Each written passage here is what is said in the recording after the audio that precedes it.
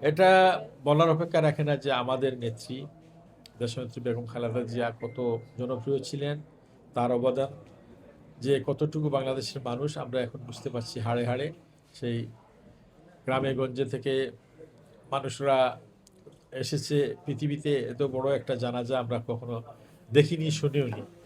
এটা সারা বিশ্বে এটা বিভিন্ন মাধ্যমে, মিডিয়ার মাধ্যমে এখন জানতে পারছি যে এটাই ছিল সবচেয়ে বড় গতকাল যেটা হলো, যে সমাবেশ বলা যায়, যে জানাজার জন্য আসছিল মানুষ। তো এটা কেউ বলতে পারবে না কোথায় যে শুরু হয়েছে কোথায় গিয়ে শেষ হয়েছে, কিন্তু এটা অনুমান করা যাচ্ছে প্রায় 1.5 কোটির মতো মানুষ হয়েছিল। তো এরকম বিশ্বে কোনোদিন কোনো কোথাও হয় নাই, নজিরবিহীন ইতিহাস সৃষ্টি করেছে এই নেত্রী। আমরা বাংলাদেশে আমরা গৌরবান্বিত মনে করছি যে এরকম একজন মহান নেত্রী আমাদের দেশে জন্ম হয়েছিলেন।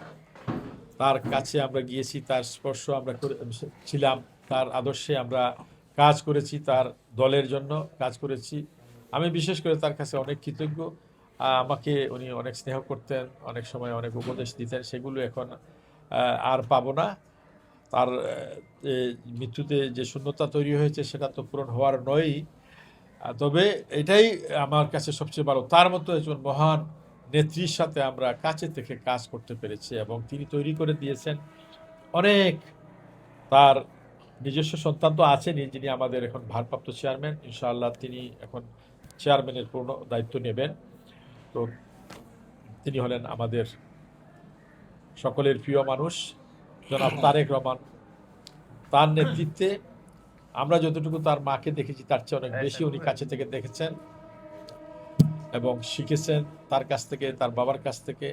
তার অভিজ্ঞতাগুলো কাজে লাগাবেন, এবং তার নেতৃত্বে আমরা বাংলাদেশ, যে স্বপ্নের বাংলাদেশ শহীদ প্রেসিডেন্ট জিয়াউর রহমান দেখতেন, যে স্বপ্নের বাংলাদেশ আমাদের নেত্রী তার সারাটা জীবন যে জন্য তিনি সংগ্রাম করে গেছেন।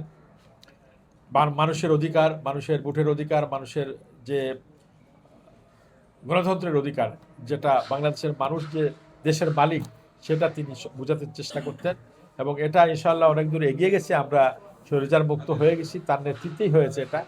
এবং ইনশাআল্লাহ আগামী মাসের 12 তারিখ, 12ই ফেব্রুয়ারি একটা সুষ্ঠু নির্বাচনের মধ্যে দিয়ে আমরা আশা করছি যে বাংলাদেশ জাতীয় দল বিএনপি ধানের শীষ নিয়ে অনেক ভোটের ব্যবধানে জয়লাভ করে বাংলাদেশের রাষ্ট্র পরিচালনার দায়িত্ব পাবে, এবং বেগম খালেদা জিয়ার আদর্শে আমরা তার স্বপ্নের বাংলাদেশ, আগামী দিনের যে বাংলাদেশ, সেটা আমরা তৈরি করব।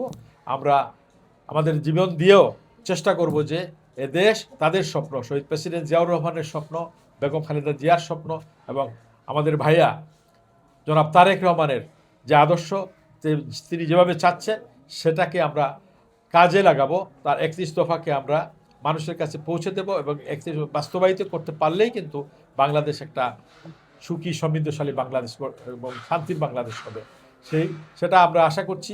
কারণ মানুষ গতকালকে যেভাবে দেখেছি, এত লোকের সমাগম, কোনো গণ্ডগোল হয় নাই, একটা আওয়াজ শুনতে পাই না। এত বাংলাদেশের মানুষ এখন বেগম খালেদা জিয়ার মৃত্যুতে সবাই স্তব্ধ হয়ে গেছে, এবং সবাই মনে করছে যে তিনি যে নিজেকে বিলিয়ে দিয়েছেন মানুষের জন্য, মানুষের সেবার জন্য, তার আদর্শকে বাস্তবায়িত করার জন্য সবাই প্রস্তুত। তো ইনশাআল্লাহ আমরা দৃঢ় বিশ্বাস করি বাংলাদেশের মানুষ সহযোগিতা করবে। আগামী দিনে আমাদের স্বপ্নের বাংলাদেশ, যে বাংলাদেশ হবে সুখী সমৃদ্ধশালী এবং শান্তিপ্রিয় একটা দেশ হবে। তো এবং আমাদের যে অনেক জনবহুল দেশ, এই জনবহুল মানুষকে আমরা কাজে লাগাবো। বেকারত্ব সীমা অনেক বেশি আমাদের, এগুলো কিন্তু বিদেশে আমরা যাব, আমরা আগে তো চলে যেত কোনো কিছু না শিখে, এখন আমরা তৈরি করব, আমরা তাদেরকে এই স্কিলভাবে তারা যাবে, তাহলে কিন্তু বাংলাদেশে রেমিটেন্সও আসবে, এবং বাংলাদেশের যে জনগণ যেরকম বেশি, এটা কিন্তু আমরা মনে করি বেকারত্ব এটা আমাদের বোঝা, আসলে এটা বোঝা না, এটা কিন্তু আমাদের সম্পদ। শহীদ প্রেসিডেন্ট জিয়াউর রহমান যখন গিয়েছিলেন সৌদি আরব, তিনি বলেছিলেন সৌদি বাদশাকে যে আমার দেশে যেটা আছে এটা তোমার নাই, আর তোমার দেশে যেটা আছে এটা আমার নাই, আমরা কিন্তু এটা এক্সচেঞ্জ করতে পারি। এত তো সেই জন্য তিনি কিন্তু ওই যে মানব সম্পদকে কাজে লাগিয়েছিলেন, বিদেশে মানুষ গিয়েছিল, কাজ করেছিল, কিন্তু ওই সময়টা তিনি পান নাই যে তাদেরকে স্কিল করবেন। স্কিল করার সময়টা মাত্র 3 বছর ছিলেন তিনি, 3-3.5 বছরের ভিতরে। তো আমরা এইগুলো এখন কাজে লাগাবো, তাদের যে শহীদ প্রেসিডেন্ট জিয়াউর রহমান, বেগম খালেদা জিয়ার যে কথাগুলো, সেগুলো আমরা কাজে লাগাবো।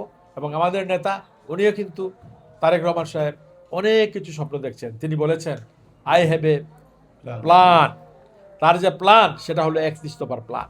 সেটাকে যদি আমরা বাস্তবায়িত করি, ঐক্যবদ্ধভাবে সবাই যদি কাজ করি, তাহলে আমাদের এই দেশ আসলেই একটা সুন্দর দেশ হবে। আমি কোনো দেশের সাথে তুলনা করতে চাই না, আমাদের বাংলাদেশ হবে, এটাকে কিন্তু এটা মডেল হিসাবে অন্যরা দেখবে ইনশাআল্লাহ। সবাইকে ধন্যবাদ।